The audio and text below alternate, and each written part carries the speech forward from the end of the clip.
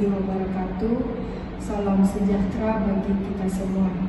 Alhamdulillah, puji syukur kehadirat Allah Subhanahu wa Ta'ala, dan tak lupa pula kita ucapkan salam dan salawat bagi junjungan kita Nabi besar Muhammad SAW, yang atas segala nikmat dan kesempatan yang diberikan kepada kita sehingga kita semua bisa beraktivitas dengan baik dan dapat meluangkan waktu untuk menyaksikan video saya dalam proses mengikuti sertifikasi dosen yang diselenggarakan oleh Kemenristek Dikti tahun 2025. Saya akan melakukan penyusunan pernyataan diri dosen dalam unjuk kerja Tridharma Perguruan Tinggi Bidang Pengajaran atau PDD UKT PP.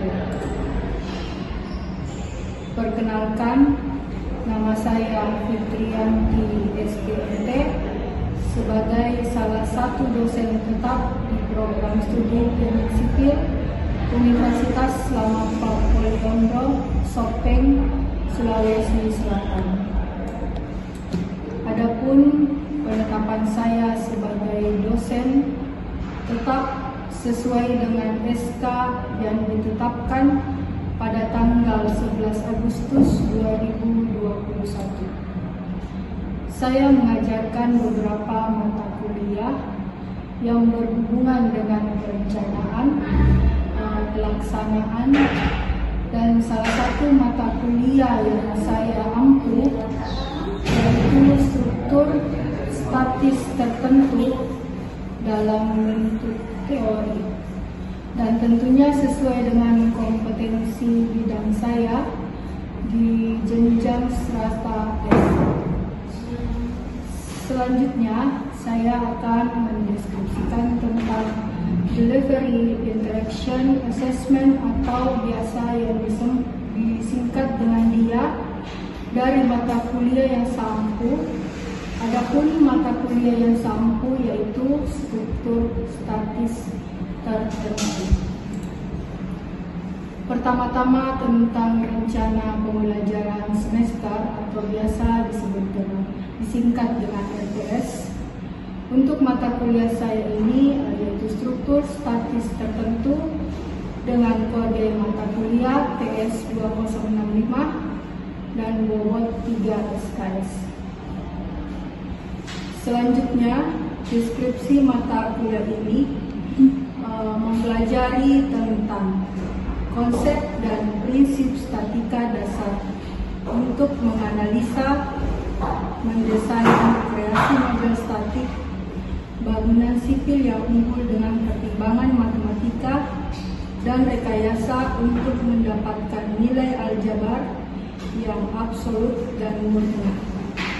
Sedangkan untuk pencapaian pembelajaran dengan memasukkan unsur sikap, keterampilan umum, keterampilan khusus, serta pengetahuan yang sesuai dengan pembelajaran mata kuliah yang akan dicapai. Selanjutnya, sementara untuk CPMK yang ditetapkan sebanyak 6 poin, yaitu pertama, mampu menjelaskan konsep dasar analisa struktur. Yang kedua, mampu menjelaskan fungsi dan model analisa struktur rangka batang.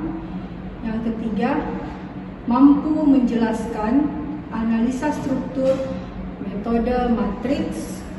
Yang keempat, mampu menjelaskan penganalisaan metode matriks. Yang kelima, mampu menjelaskan dan menganalisa struktur rangka batang. Dan yang terakhir adalah poin 6, yaitu mampu menjelaskan dan menganalisa struktur batang dan metode. Selanjutnya saya akan menjelaskan terkait metode pembelajaran seperti yang saya sebutkan tadi, yaitu tentang metode pembelajaran DIA.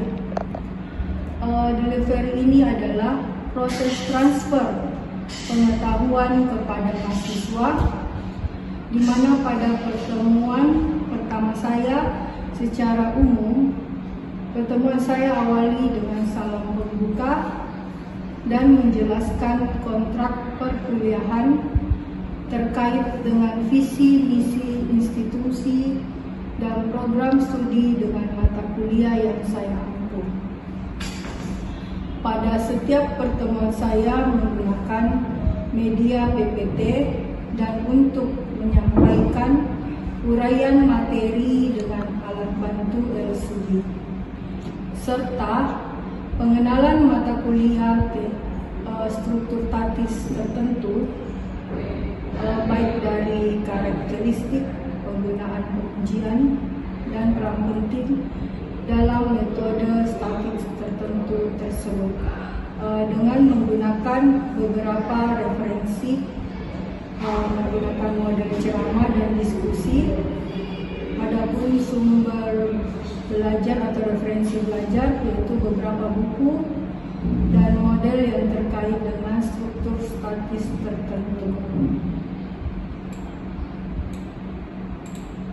Kalau masalah instruction, yaitu pada proses interaksi dengan mahasiswa, pada proses belajar mengajar, dengan tatap muka pertama saya menyampaikan tujuan pembelajaran serta merefleksikan atau mereview kembali pertemuan sebelumnya, memberikan kesempatan kepada mahasiswa untuk bertanya, kemudian berdiskusi dan menyimpulkan materi dan menyampaikan gambaran materi yang akan dipelajari selanjutnya. Di mana proses diskusi ini yang biasa kita sebut student centered learning, pada proses PBM ini memungkinkan saya melakukan interaksi yang tinggi antara dosen dengan mahasiswa, karena hampir setiap saat saya menanggapi mahasiswa yang bertanya terkait dengan materi yang belum dipahami. Selanjutnya, untuk share materi, pemberian tugas, dan konsultasi terkait materi, kami menggunakan Google Classroom atau WhatsApp Group. Yang ketiga adalah asesmen, yakni berkaitan dengan evaluasi tugas dan nilai yang diberikan kepada mahasiswa.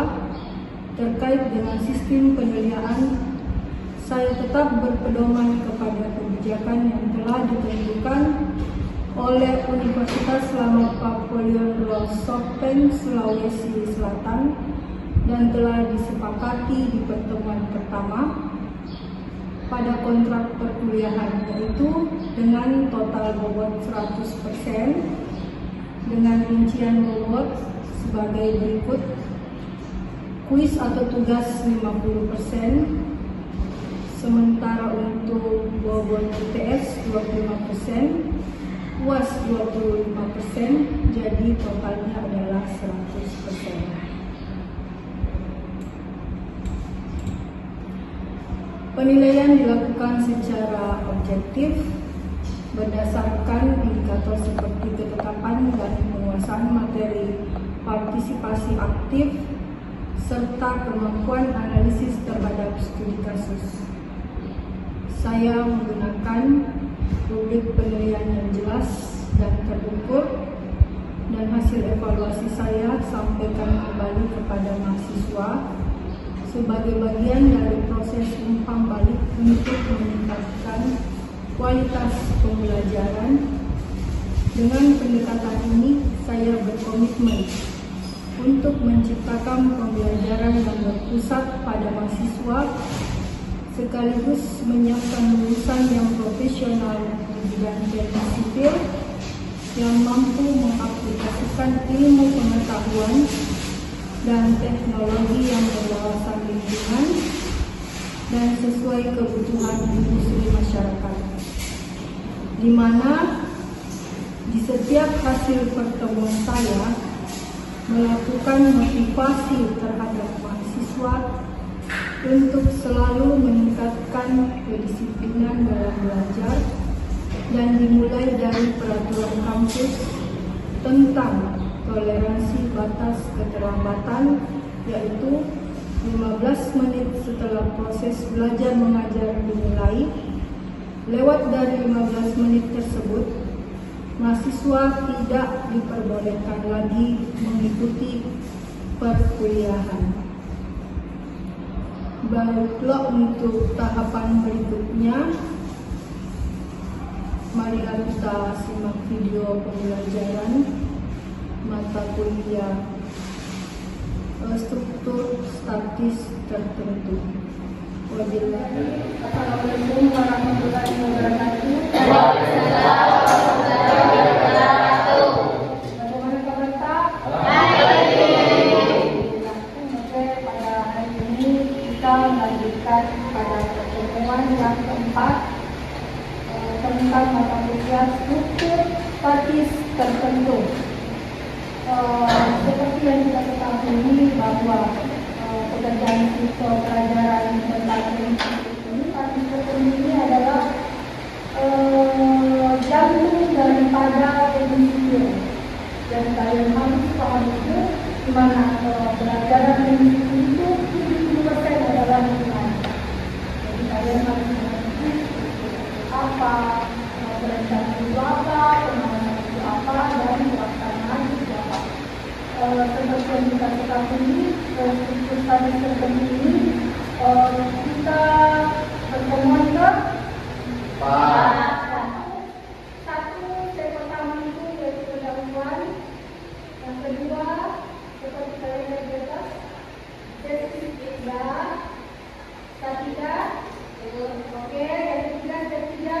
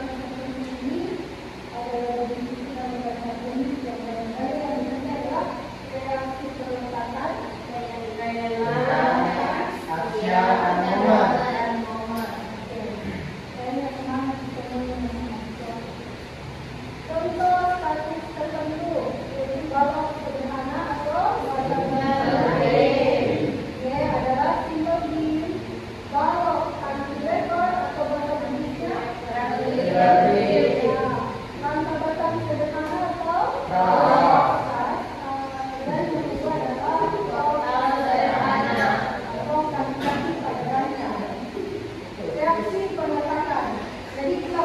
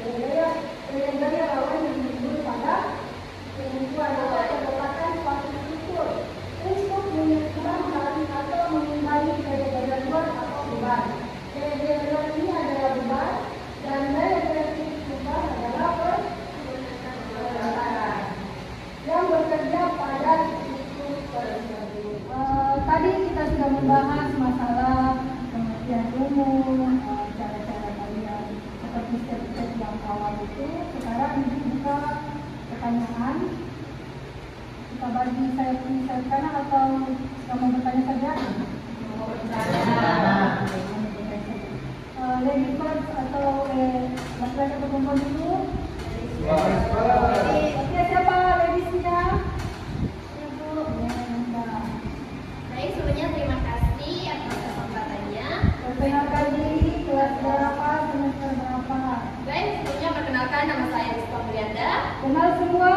Kenal.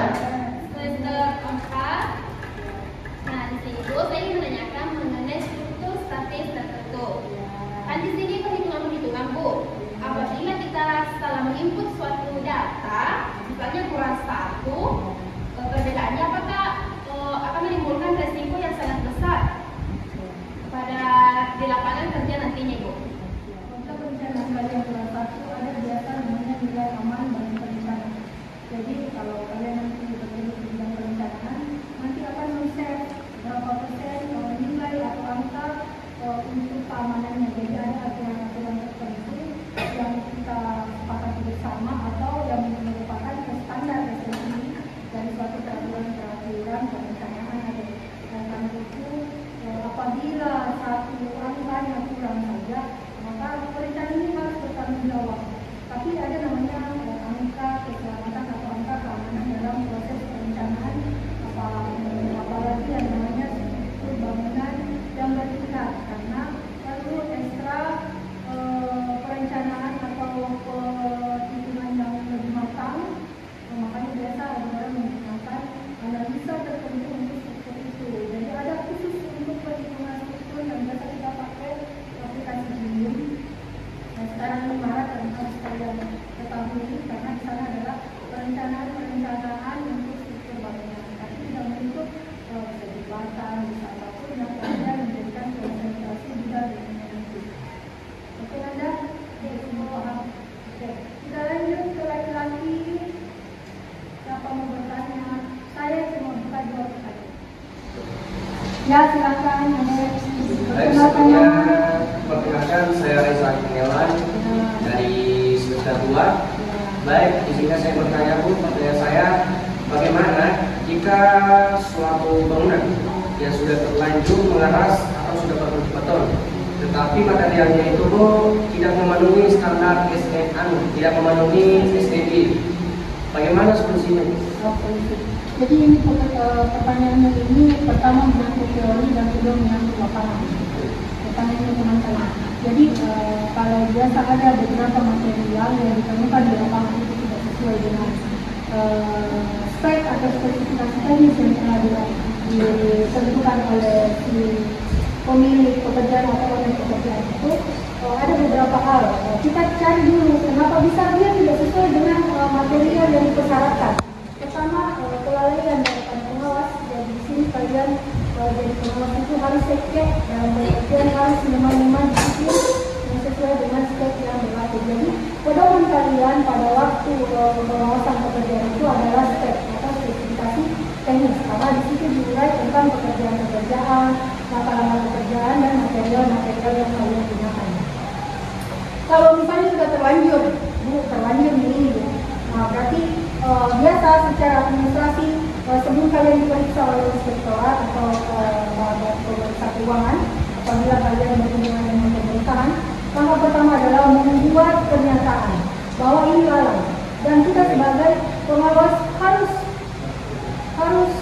mengakui bahwa itu lalai, tapi itu adalah fatal sekali aja, karena berakibat kepada biasanya kita mendapat hukum atau teguran dari pihak owner.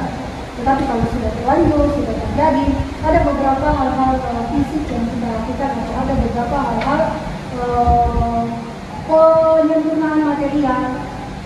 Apakah kita, misalnya kalau kita kasih ada namanya suntikan beton, misalnya betonnya retak, ataupun kalau tulangannya sudah kotor, kan dia tidak sesuai kan sepertinya, ataupun tulangannya kecil. Biasa pertama misalnya tulangannya kecil, kita adakan pembungkusan beton kembali. Jadi dibungkus misalnya ini kolontak, kita sudah ibu kecil di tulangannya di situ step, tapi tidak mungkin kita robohkan. kita membungkus kembali beban tersebut dengan halaman yang lebih besar dan kekuatan yang lebih kuat. Terus misalnya letak di ini karena retakan kan ada beberapa hal. Yang pertama, pencampuran elemen yang sesuai dengan komposisi yang sudah ditentukan, biasa retak. Dan kedua, memang beban yang perhitungan bebannya itu melebihi dan umur bangunan itu sendiri. Karena dia sudah retak, misalnya 10 tahun, ini sudah retak, kita mengadakan yang ini sedikit beton. Sedikit beton itu jadi ada semacam cairan. Jadi jangan pikir cuma anak kedokteran yang bisa menyuntik, orang sipil juga bisa menyuntik beton.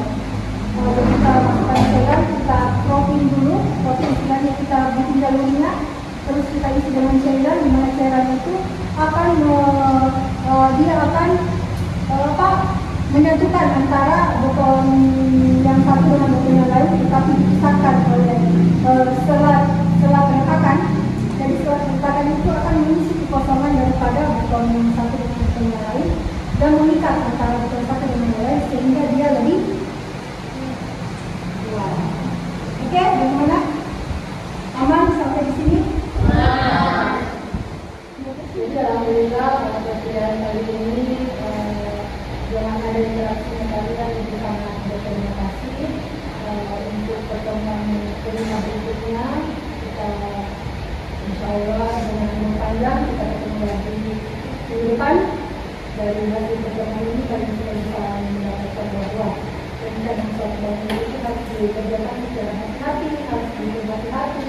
Karena ketika kita bilang bahwa apabila perencanaannya tidak sesuai, maka dia bisa mengakibatkan korban jiwa, korban material, terus bisa saja perencana, pengawas ataupun owner yang pelaksana itu bisa dipenjarakan apabila dia tidak sesuai dengan standar yang berlaku.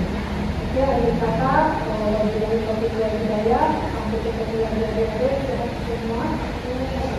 Terima kasih atas supportnya, bagaimana kalian tetap belajar dengan terbaik. Terkunci dari anak-anak pendidik yang jujur, dari anak pendidik yang selalu membaca dan mengambil ilmunya. Saya juga selaku dosen dengan masalah waktu, saya doakan dan kepada kalian dengan ucapan Assalamualaikum warahmatullahi wabarakatuh. Waalaikumsalam warahmatullahi wabarakatuh.